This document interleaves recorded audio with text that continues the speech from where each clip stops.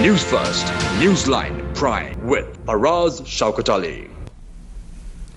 Hello, good evening and a very warm welcome to Newsline Prime. We're live as always from the Newsfirst studios in Dawson Street in Colombo. The background might not be familiar, but there's a new one coming on soon, as I keep saying. Well, here you are. Today has been a day remarkable for the way the justice system works, for the way public servants deliver, and it appears that in these, at least in two cases, things are working. To discuss this and a little bit more is the one and only Mr. Rusiripala and Faraz. Very good evening to you, Mr. Rusiripala. Good evening, Faraz. I think you can drive here with your eyes closed now, can't you? Why? Because you are, I like it that you are so focused on delivering what the public want to know with your analytical skills. Thank you very much. Now then, Mr. Rusiripala, I thought we'll go straight into what is being the news. And I know that you have helped the matter along the way with your several appearances on television and radio, and of course we're talking about what the Attorney General's Department described as the largest fraud ever to be perpetrated on the people of Sri Lanka, and that is the bond scam. Yes. Now then, today the trial at bar got underway, and all the directors of perpetual treasuries have been indicted, and also the former governor of the central bank, Arjuna Mahendran, is well and truly a fugitive now. Not that he hasn't been before, but the Attorney General's Department asked today for an open warrant be issued against him, and the court will consider that and give their pronouncement soon. Now then, what's your take on this? It's so long. 2015, January 27th, it all started. And what are we today? The 20th, is it? Today, the 19th of July, 2019. What do you have to say about that? Belated though, for us, it's happy news for us that it has been finally done. Why is it happy, Mrs. Rusiripala? Because we thought that it will be buried, like many other things that are happening in the country. And fortunately, the Attorney General today is the prosecutor who conducted the inquiry in the Presidential Commission. So he is fully conversant of the facts, and he knows the gravity of it. And I'm sure he would have had a sort of a very big hand in seeing that this materializes in the end. Actually, do you think, Mr. Rusiripala, sorry, that the people of Sri Lanka are rather fortunate that we have got an Attorney General like Mr. De Oliveira? That's my personal opinion also. Yeah, that certainly is mine. Yes. And I think that we mustn't take anything away from His Excellency the President, who tried his best to make the marriage work, a marriage that everybody was skeptical that it would ever work. Yeah. And of course the President did give his partners, mainly composing of the UNP and the others, a pretty wide hand to do and carry on and deliver Ya Palane. And of course, until he became, that marriage seemed to be working until he discovered, I think, two things. One, that he then became appraised of the extent of the bond. Mr. Wickramasinghe, if you remember, on, what was it, the 15th or the 17th of March in Parliament in 2015? 17th of March. 17th of March 2015 in Parliament, he put his hands together like this, to keep his jacket back, and he inquired of the others in Parliament whether they were aware of something called bonds. He said, oh, we know about James Bond, but, you know, do you all know? Implying that he knew and the others didn't know. But when the president became fully aware of the facts, is when the things started falling apart. Do you agree with that bit, that this Bond was a catalyst, if you like, in the breakdown of the relationship between the president and his prime minister? Certainly it is one of the, I think this was the very first incident that came out in a very big way, showing the true nature of this operation, you know. I mean, what their intentions in doing the governance. So I think that gave the start, and it went on for some time. They tried their best to stop it and prevent it, you know, and keep it suppressed, but they failed. Mr. Rusiripala, can you see a similarity, a very clear similarity, between what happened with President Chandrika Kumaratunga and her Prime Minister Ranil Wickremesinghe, and President Maithripala Sirisena and his Prime Minister, the same Ranil Wickremesinghe? Well, I mean, even Chandrika Kumaratunga, the president, found it difficult at one stage to carry on with this group. Indeed, in fact, she told Time magazine at the time when she sacked him and so on and took away some ministries and, you know, all that business. She did tell Time magazine, it was on record, that that the only thing her prime minister was after was becoming the president and nothing else, and that she felt that he was sidelining her in each and everything. She was bold enough, and she had the powers that have to be there, and she used them. Indeed. So that was one instance. But here in this government, he was trying to. He has done everything possible to negate the executive, and then become an unseen authority behind the scenes, trying to take over, to control everything by himself. It appears that the Prime Minister, in his dealings with the President, didn't give the President the respect that the voters would have insisted that a minority Prime Minister, in the minority in the sense he didn't have his party at the last election, his coalition, made up of all sorts of people, but as the UNP, not as a coalition. They came about and they couldn't get 113, whereas the president has his own mandate. And do you get the feeling that they look upon the president with some disdain because they think that they know more better?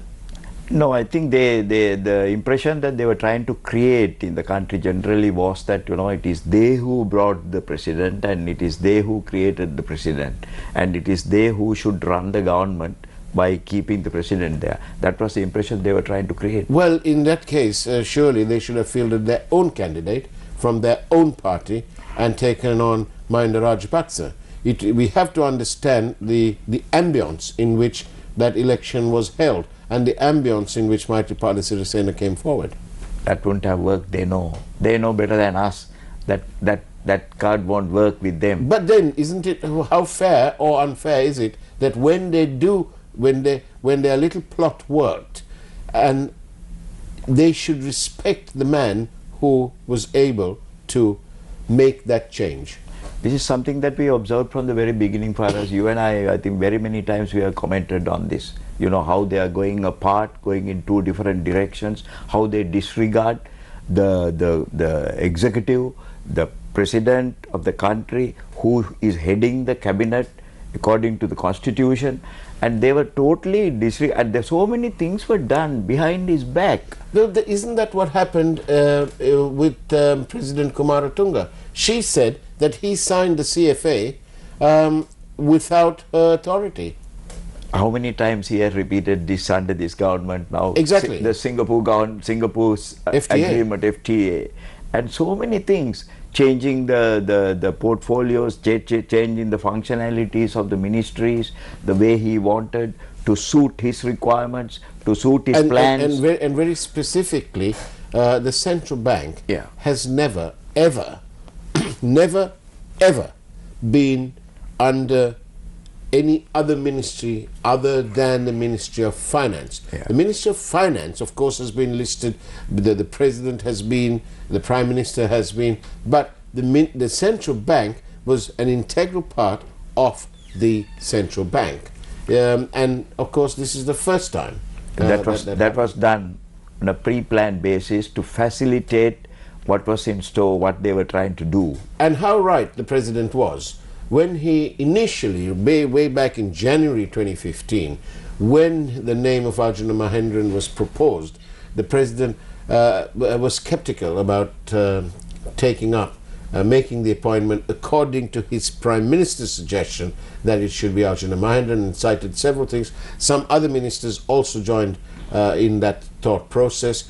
And today we can see how right the President was. And in between, do you remember the President actually said to Ranil Wickremesinghe just before those elections, he said, if you don't do something about this man, he's bad for you, bad news for you, I'm not going to support you.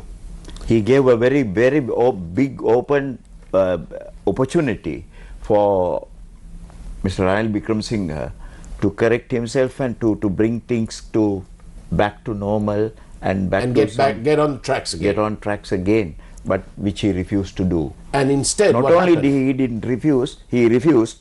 He also tried to extend his term for a second term. Indeed, and it was the President who said no. After the bonds came, the whole thing came out. But Mr. Rusiripala, the election was held in 2015, but in 2016, it happened all over again. 10 times more than it was. Yes. He allowed the other bond to go when Mahendran was the governor. That is why we say that it was a very a thing that the government did, that the minister, as the minister in charge, Mr. Wickremesinghe did, or allowed or permitted, or just permitted it to happen in that form, unexcusable. Absolutely inexcusable, isn't it? Yeah, inexcusable. And Mr.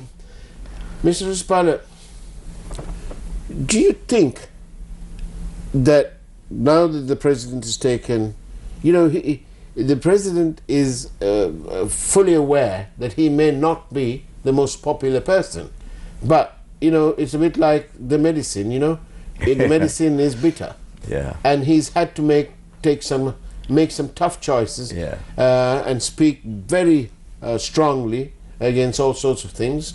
And do you think that he has instilled a sense of urgency amongst the public officials, like, for example, Mr. Dapola de Oliveira, who's always been extremely vociferous and a good old prosecutor, assisting the commissioners at the bond inquiry. Do you remember? We've been there, and his questioning was intense. Yes. But it must have saddened him that when the Prime Minister had it all written down. You remember it was a packed courtroom. I think that was a very drawback to him. Really, he felt it and he didn't like it, that he showed. Indeed. But then he was helpless, I don't know who masterminded it, but then when the Prime Minister comes with a pre-arranged set of questions to answer, just to read out the answers, I mean, that became a mockery in that thing. But still... What a shame, though. What a shame, but shame. No, but the Prime Minister came out that day and spoke to this throng of reporters who was there, and he said, you see, we uphold democracy, and I'm the Prime Minister, but I went into this Commission of Inquiry. What do you have to say about that then? I mean, the same thing is being repeated now. Now he says the same thing about the SOFA agreement. He says the same thing about the AXA. He tells similar things about the MCC. All what he's telling by way of statements made in Parliament also, I mean, similar things. They are not estranged by what his behavior. He is trying to propagate or give out a picture in a completely different version than what exactly is happening. But you know what most people didn't realize, Yeah. and obviously some people would realize, but a vast number of the majority of the people, and I do hope that ardent supporters of the United National Party Yeah. will take this on board, and that is that when he arrived at the Presidential Commission of Inquiry as Ranil Wickremesinghe, you know, he wasn't there as the Prime Minister, he was there as Ranil Wickremesinghe. He was a witness. He was a witness. Ordinary witness. He was an ordinary witness. Yeah. But, Mr. Rusiripala, it wasn't his first time. He had been to another presidential commission of Batalanda Commission. the Batalanda Commission. Yeah. I can almost hear the telephones ringing off the hook at the moment. Yeah. You know, because it's like a sore subject. Yeah. But that is the point, isn't it? Batalanda was the first time that he went before a commission, and the bond inquiry was the second. Yes. Both matters are very contentious indeed. Yeah. But And there will be a third innings. That is the Parliamentary Select Committee is also trying to bring him, you know. yes, indeed. He has not gone there so far. Now, I'm not sure that he's because when it was the bond, Yeah. you know, when it was COPE, and he did say that he wants to go before them. Yeah. But I think it was Dio Gunasekara, that wonderful person with now 60 years of political expertise, Yes. who refused him, saying that this is not for ministers to come before. Exactly. So I don't know what the difference is in this current one, but I'm sure some parliamentarian will point it out and bring us up to speed. So in a way, it's good news, but I want to ask you, Mr. Rusiripala, the Attorney General's Department have asked for an open warrant be issued against Arjuna Mahendran.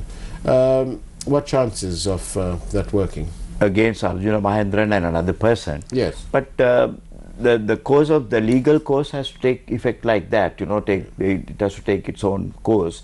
But then the one day or the other, the warrant has to be served on him, Yeah. and then he should be brought before the courts. Right. And that is a Or, demand of the people in this country. Or if they can't do it, or if Singapore, for whatever reason, is unwilling Yeah. to do that, then do you think he ought to be tried in absentia?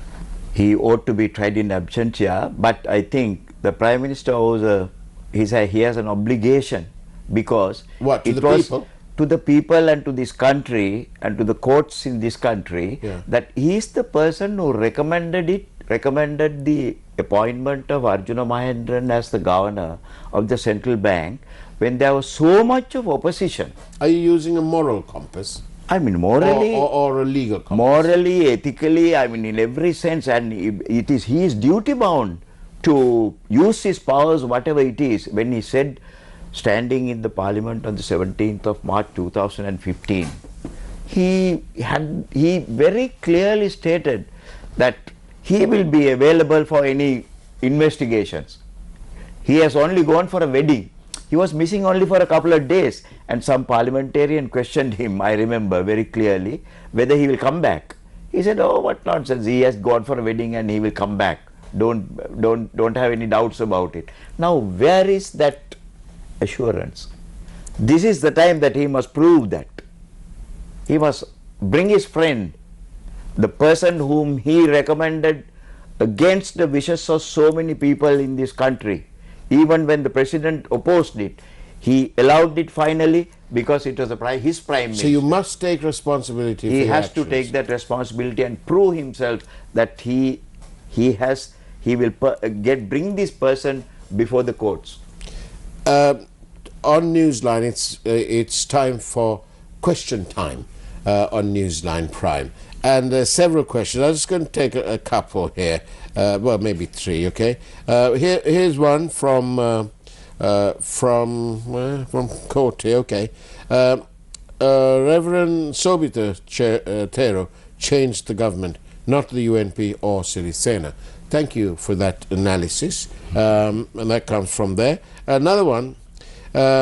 Is it true that in future the Prime Minister and Cabinet have more power than the President as a result of the 19th Amendment? That's one for you. Yes, of course. course. You know, some of the amendments, according to the amendments in the 19th Amendment, Constitution, some of the provisions are only applicable to the current president. And when the current president goes out of office, whether even if he is re-elected, some of those powers that he is having now will not be there. For example, the future president cannot be a member of the cabinet.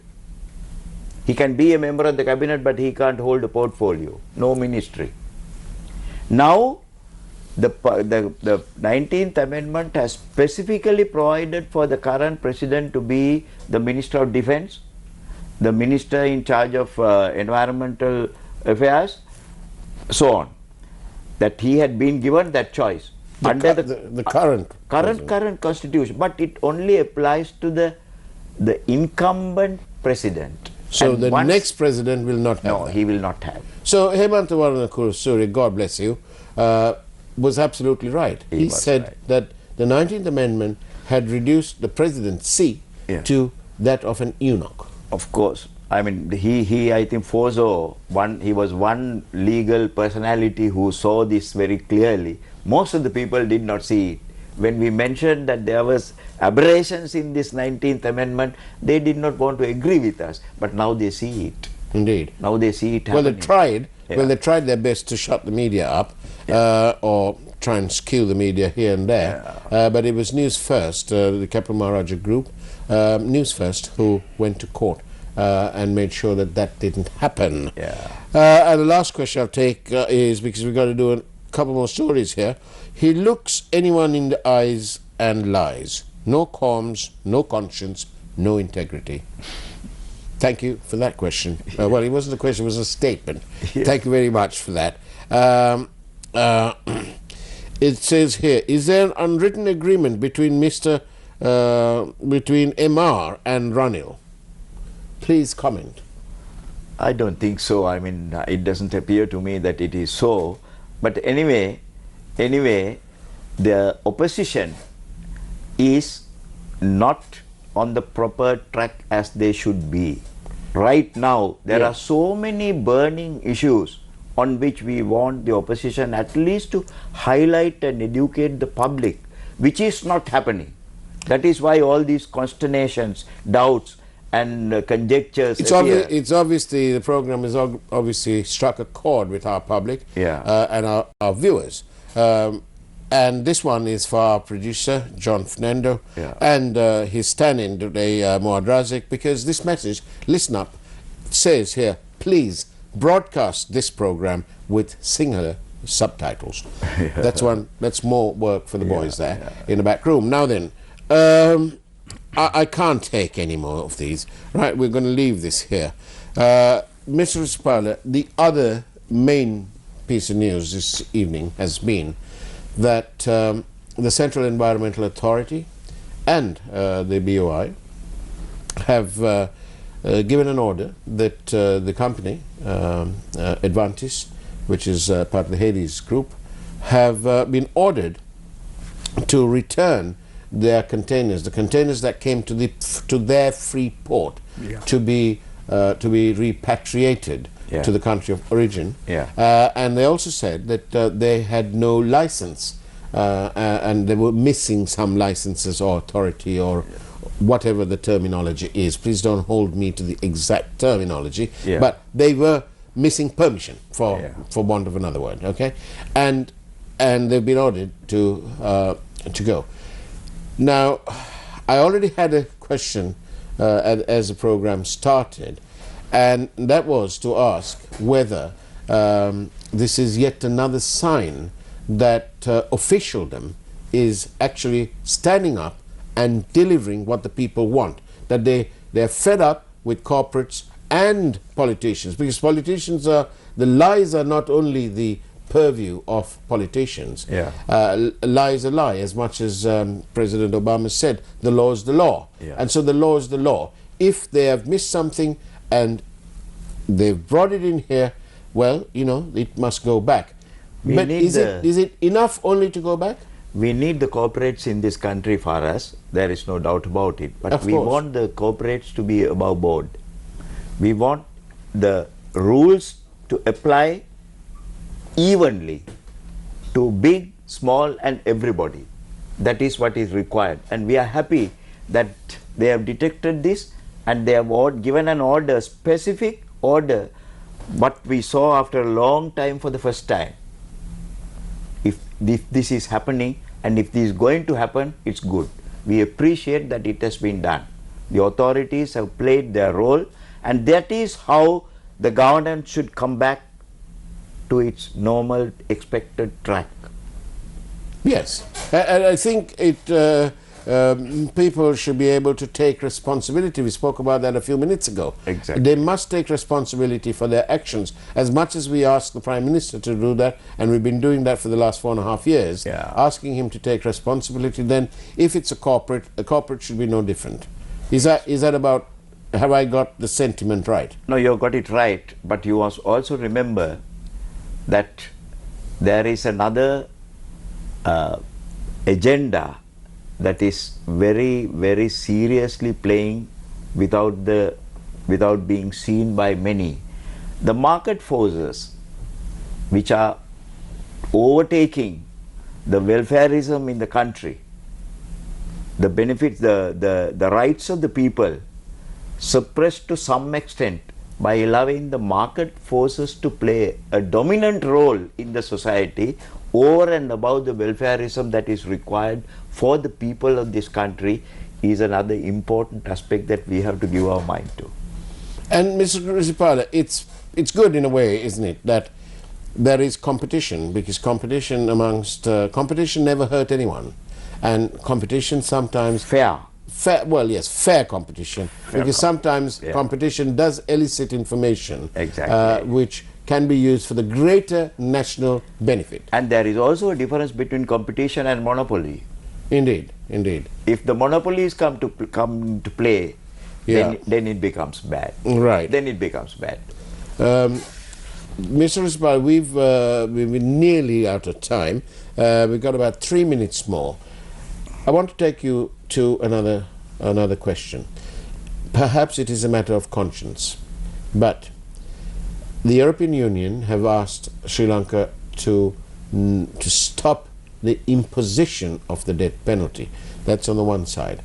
And President Sirisena has, of course, said that he wants to impose the death penalty, but most people are conveniently forgetting what the President said.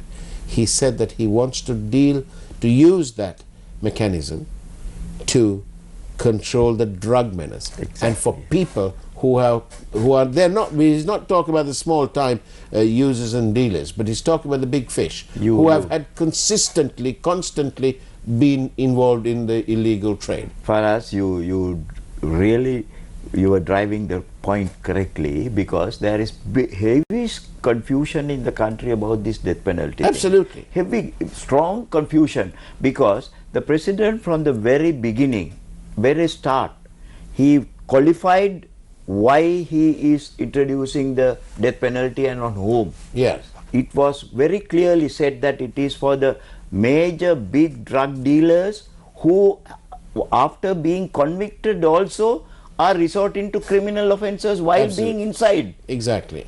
I mean, this is the thing. Now, you see, taking away of the life of a person is not a good thing. You and I nobody will like it. Absolutely. And the European Union should understand, they live in a border country, people are stoned to death. Yeah. That's happening. Indeed. So European Union should not be looking at us as something extraordinary, But sometimes- extraordinary happening here.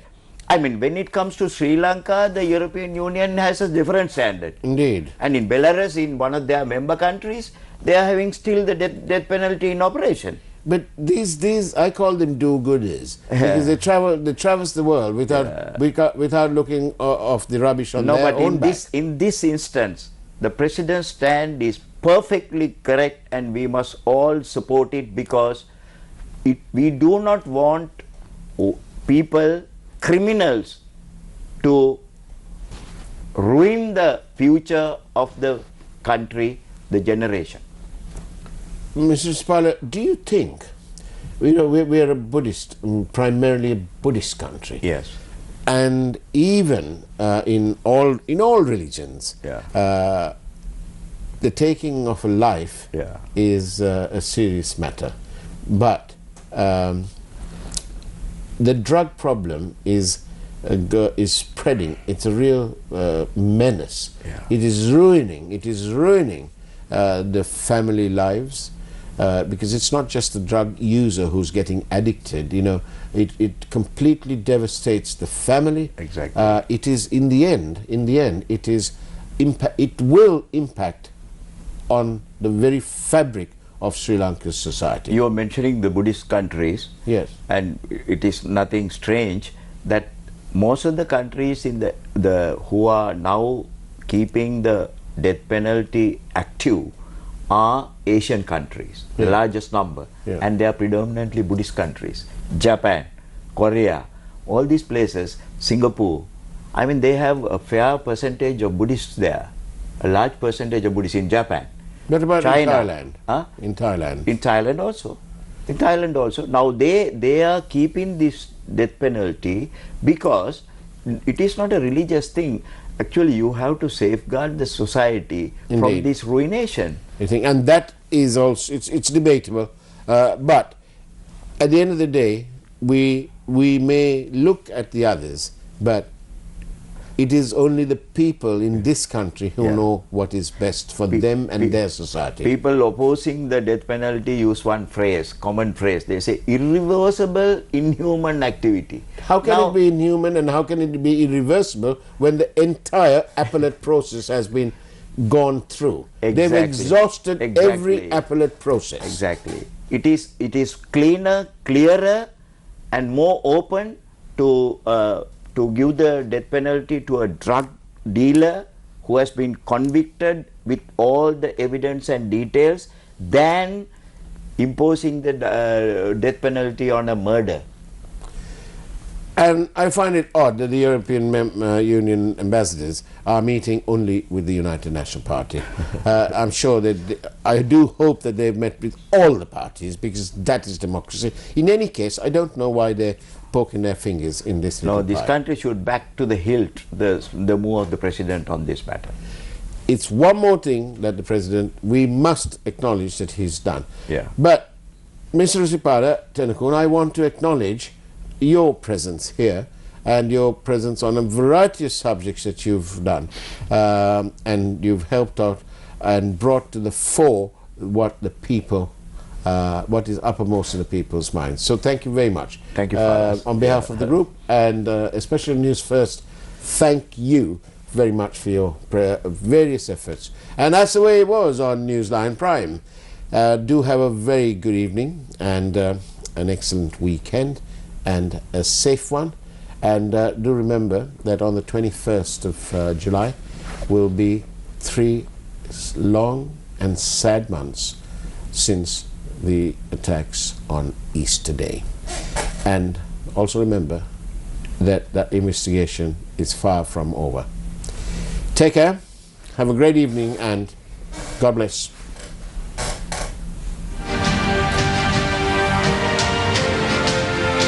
News First, Newsline Prime with Faraz Shaukatali.